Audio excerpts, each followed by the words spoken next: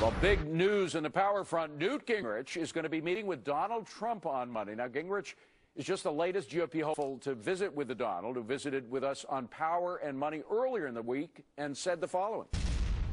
Are you dissatisfied enough with either Romney or Newt so that you may consider running again? Well, I'm going to make that statement over the next few weeks, actually, David, and I'll be probably endorsing somebody, and it'll be interesting to see who that'll be. But as you know, they've all been coming up to the office, and I have a lot of respect for many of them, and I'll be making an endorsement probably over the next 3 or 4 weeks. Wow. So how much capital is there in a Trump endorsement? Let's ask our power players. We have Dennis Neal, Dominic Tavella, and Nancy Skinner. Dennis, first to you. How much is Trump's endorsement actually worth? Gosh, you know, with middle America, I guess it's going to be worth a lot. A lot of people watch his TV programs, but my gosh, he is a reality TV star, and I wish that the Donald would allow TV cameras in for that meeting between Newt and Donald Trump, because that is going to be an amazing mismatch of intelligence. Trump is kind of street smart, savvy, real world business. Newt is a policy wonk. He's great at politics and policy, but has very little real business experience. I've sat down with each By the way, man you know what and you're talked describing a long is a time. perfect ticket. You have both of those kinds of intelligence in there, right? Although two white males, I just don't know that you can dare do that. All right. Well, the fact is, Dom, is that Trump is an extraordinary man. He has a lot of influence now. He took some stands that a lot of people out there really admire. So his endorsement does do a lot, but I would think it would do more for somebody like Romney than somebody like Newt. Well, look, the reason why Trump is so popular in this country is he's been successful. He's built businesses. He's written books. He's got a successful TV show. He's created jobs in this country. So his endorsement, in theory, allows one of these candidates to go, you know what, I got a guy who knows how to create jobs, knows how to get the economy better. I think if Newt got this kind of endorsement, it would really help him. All right, Nancy, if he gets the endorsement, as good as that might be in some areas, might it not play into the president's attack on Rich? And play into this, you know, it's all the Republicans are these rich guys that are getting together and planning your future. Absolutely. The 1%er. He's the 0.001%er endorsement. But, you know, I just don't, I disagree with you guys. What is it worth? Now, endorsements usually are with the labor or trade associations because they can mobilize people and money and get out the vote. But, you know, Donald Trump, I mean, that's a celebrity endorsement that it's like that if the Democrats were going to kiss Kim Kardashian's finger and go after her endorsement, would that affect my vote?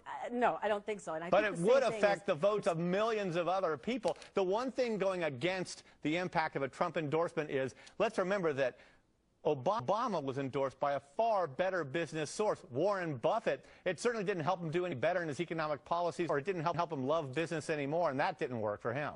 Look, right now it's jobs, jobs, jobs. And here's a guy who every day has to create a project from scratch, deal with regulators, deal with countries, deal with states and their own biases, and he gets the job done. That's what America's looking for. And what was his It's big all issue? about jobs. And Quickly, what was his Nancy, big issue?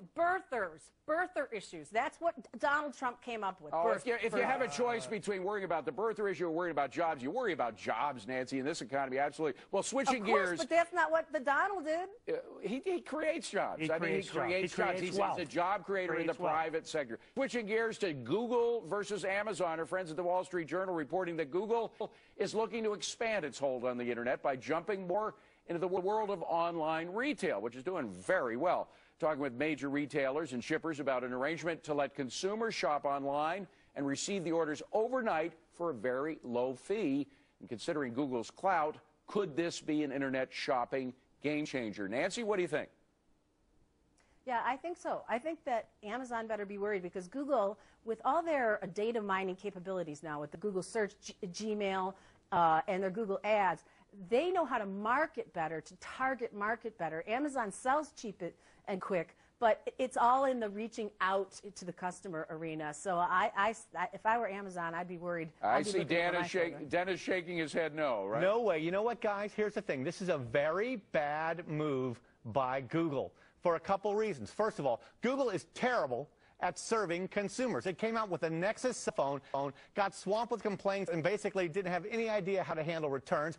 Google is an advertising company. It is a search company. And now it's going the long way around the barn to say, oh, if we help people do pack and ship, maybe we'll get more searches. Hey, you know what? Do a better job with your search algorithms and a better job of tailoring ads, and then you'll get more revenue. This is the wrong way to go about it. How many times have you seen a company go outside its sphere of expertise and fall into a swamp? I mean, it happens a lot. Look, each one of these companies has a big plate full of stuff, and they're looking across the table at the other company going, oh, I want some of yours. I think the big winner in this is the consumer. Now you got two titans butting heads, looking to get market share. Who's going to benefit? Lower prices, faster delivery, better service, the consumer. Hey, the loser will be investors. Point, though, I got to ask Nancy, is it possible that both of them could do well? I mean, our economy is not a fixed pie.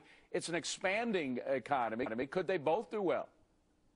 Yeah, and the living room is the new consumer marketplace. People are ordering from online, from all these places. But they all got to worry, both of them have to worry about internet taxes equaling the playing field with the big boxes. And the box retailer. The box retailer is now competing with another titan, taking away market. I don't think this is not going to help Google for its investors, but here's why they're doing it. What they're terrified of most is that many of our searches are now going inside Facebook instead of on Google. So Google decides we want Google Plus to be like Facebook, and many of our searches are now going on inside Amazon instead of at Google. So Google says we've got to be Amazon. Hey, Google just ought to get better at search. Maybe the one to surprise them all will be Facebook. Maybe Facebook will become the big online retailer. Thank you, gang.